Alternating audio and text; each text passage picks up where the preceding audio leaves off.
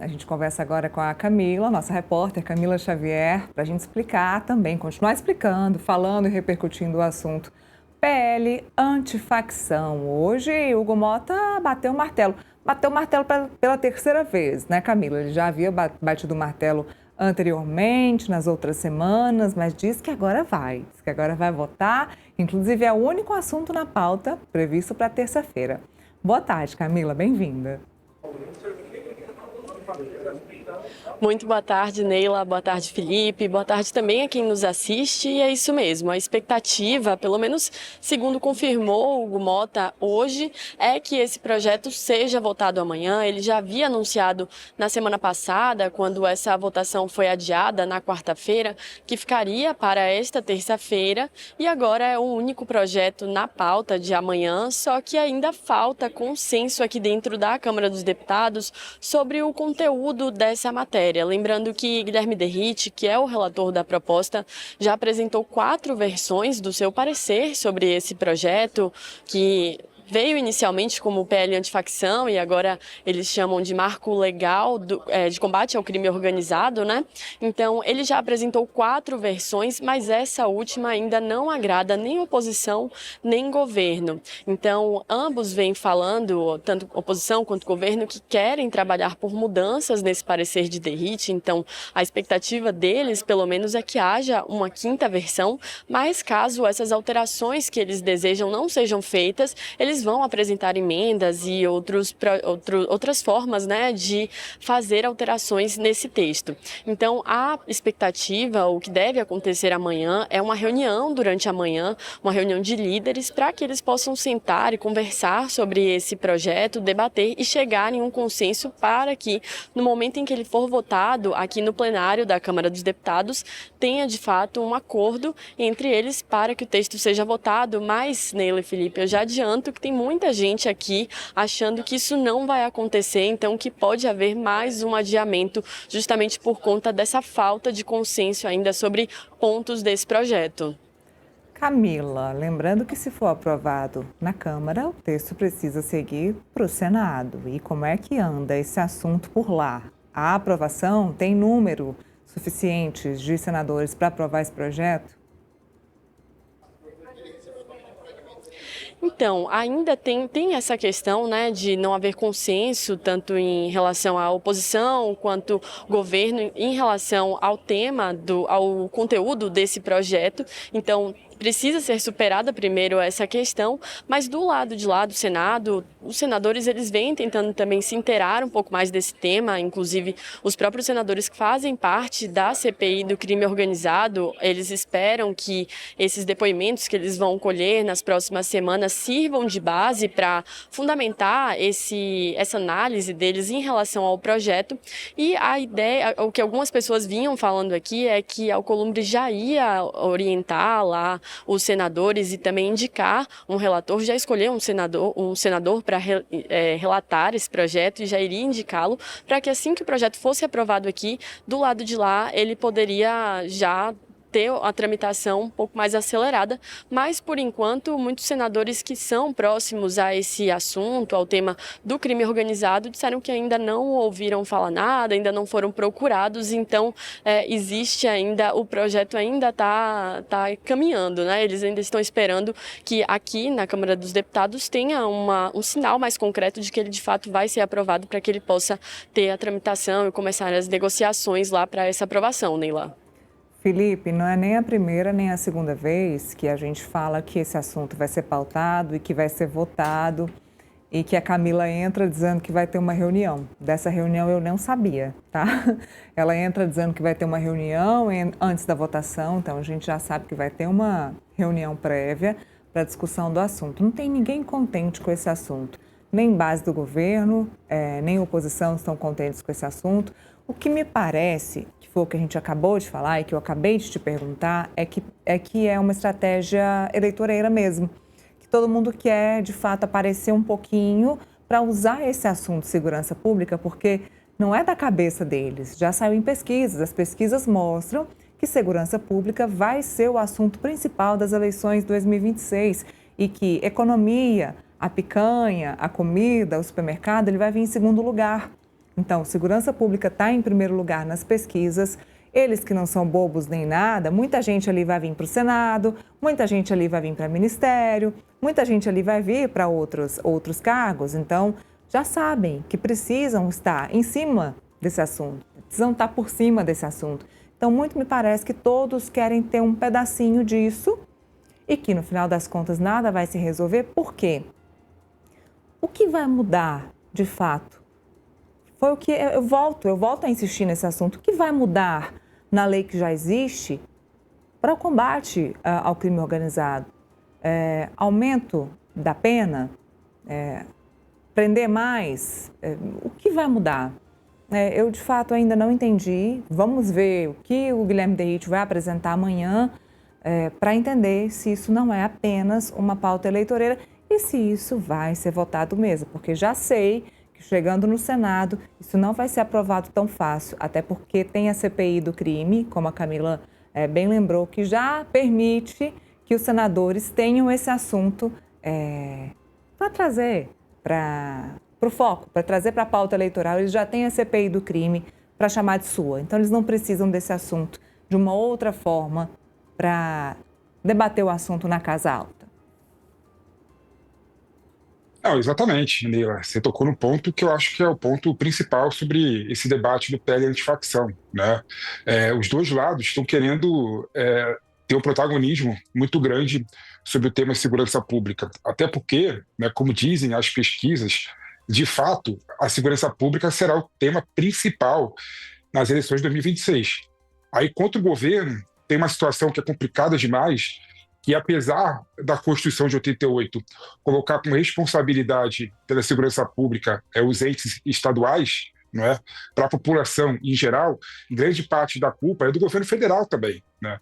E o governo federal tem uma parcela de culpa porque cabe ao governo federal cuidar das fronteiras, né? Por onde passam várias drogas para o Brasil, de onde passam várias armas para ficar na mão do Comando Vermelho e do PCC, né? Ou seja, o governo federal tem também uma parcela de responsabilidade sobre o tema segurança pública, mas é bom lembrar que a Constituição de 88 coloca como responsabilidade os entes estatais, né? Então, esse é o primeiro ponto. E o segundo ponto é que há, sem sombra de dúvida, uma questão ideológica muito clara que separa o discurso da base governista do discurso da base da oposição. E, querendo ou não, quando o assunto é segurança pública, né, a base da oposição tem muito mais o apoio do povo do que a base governista. Um exemplo clássico é o seguinte: a gente sabe, né, que não adianta você aumentar a pena, que isso não vai resolver, de certa forma, a questão da segurança pública, mas para a população, e a maioria da população, de fato, isso ajudaria a combater o crime. A população é punitivista. A população, ela não quer o discursinho e a narrativa de parte da esquerda e parte da base governista dizendo que tem que ter ressocialização, tem que olhar, tem que ter redutor, né, de pena, né, para aquelas pessoas que não são líderes da organização criminosa, são soldados do crime organizado. Não, a população quer colocar no mesmo balaio todo mundo, né? Então, de certa forma, esse discurso do Derrite de equiparar a pena das facções criminosas com organização terrorista encontra amparo na população. Então, esse discurso, né, e essa narrativa é muito difícil para o governo conseguir ganhar. Aí daí está a preocupação e o cômodo do governo ao ver o Derrite, né, líder, secretário de um dos principais estados do Brasil, em que o governador possivelmente sairá candidato à presidência da República contra o Lula, relatando o projeto, né, e desconfigurando o projeto. Porque esse projeto, é bom lembrar, nele, Camila, ele tinha vários eixos, né? Ele tinha o eixo de conceituar o que é a facção criminosa, ele tinha o eixo de criar medidas para evitar que as facções criminosas entrem no Estado, né? Tinha o terceiro eixo do perdimento de bens, tinha o quarto eixo de financiar, né, a questão do combate ao crime organizado, e tinha um eixo muito claro de participação da Polícia Federal no processo de combate às facções criminosas. E tudo isso, de certa forma, foi desconfigurado, foi reconfigurado. Então, o governo e a oposição estão batendo a cabeça, né, em relação a esse assunto. Aí eu queria saber, aí tem um ponto também principal, né? Tudo acontece no Brasil, né? Apesar do parlamento e do plenário ser soberano, tudo acontece naquilo que a Camila colocou, na reunião do Conselho de Líderes, né? Os líderes dos partidos que, no final das contas, acabam decidindo o futuro de um projeto, né? E ao que tudo indica, essa é a minha opinião da Camila sobre esse assunto, né? Ao que tudo indica, né? Parece que o Lindenberg Faria está meio queimado nesse colégio de líderes, né? Porque ele foi tão enfático quanto o projeto, bateu de frente toda hora com o Hugo Mota, então ele está sendo meio rechaçado nesse processo de discussão do projeto. Então, possivelmente, o governo não vai conseguir colocar, né, nesse projeto final, né, a versão que ele queria colocar, mas que pelo menos consiga consensualizar naquilo que é bom para a população em geral.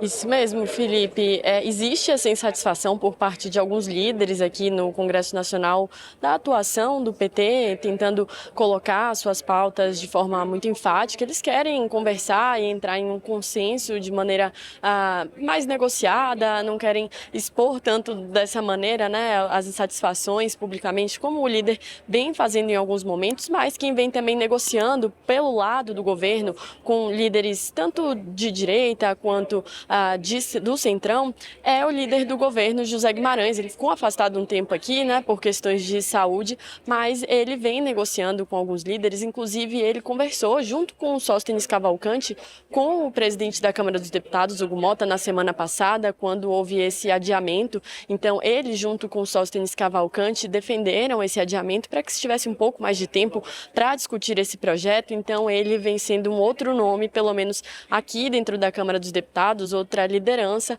que vem estando à frente dessa discussão, pelo menos pelo lado do governo. Mas o que a gente espera é ver amanhã como que o governo vai conseguir colocar suas pautas, convencer tanto o Guilherme Derrite quanto os outros líderes para que haja algumas mudanças nesse texto, mudanças defendidas pelo lado do governo. Uma delas, eu cito aqui, é essa questão de criação de uma tipificação, né, um crime específico que diferencia as facções criminosas de organizações criminosas. Isso era uma previsão original do texto. Derrite fez uma alteração e o governo segue insatisfeito com essa falta de diferenciação, de uma tipificação específica para cada um desses crimes. E esse vai ser pelo menos um dos pontos que o governo vai trazer amanhã, dentre alguns outros. Camila, vamos falar sobre horários. Já tem horário para essa votação na Câmara e tem horário para essa reunião também? A reunião vai acontecer de manhã, Neila. A agenda a gente ainda espera ser confirmada aqui pelo lado da presidência da Câmara dos Deputados. Normalmente acontece ali por volta das 10 horas da manhã no Colégio de Líderes, se nada mudar. Às vezes eles também colocam a reunião lá na residência oficial de Hugo Mota, mas a princípio, por volta das 10 horas da manhã, eles se reúnem para discutir esse tema, os líderes. E aí, mais tarde, a partir das 16 horas, começa a ordem do dia aqui na Câmara dos Deputados. Lembrando que vai ser uma votação semipresencial. Então, como alguns deputados também estão distantes nessa semana, por conta da COP30, eles vão permitir a votação à distância, né, a votação online. Alguns vão estar aqui, outros à distância e a princípio das 16 horas, mas a gente sabe que a ordem do dia muitas vezes acaba atrasando, tudo vai depender também dessa reunião, se vai ser mantida pela manhã ou se vai ser jogada para a tarde.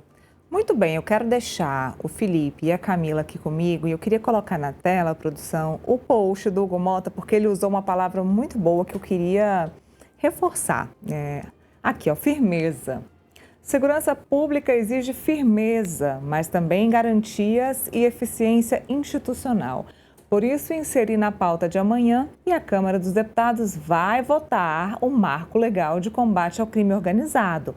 É a resposta mais dura da história do parlamento no enfrentamento contra o crime organizado. Então, ele continua falando tal, mas usa duas palavras interessantes. A primeira, firmeza, porque a gente não viu firmeza aí nessas votações, né, em pautar o marco legal de combate ao crime organizado, e ele deixou claro, a Câmara vai votar amanhã o marco legal de combate ao crime organizado. Então, vamos ver se a gente sentiu firmeza, né, Felipe e Camila? Vamos ver amanhã essa firmeza toda. Camila, obrigada por enquanto. Bom trabalho para você aí no Congresso Nacional, viu?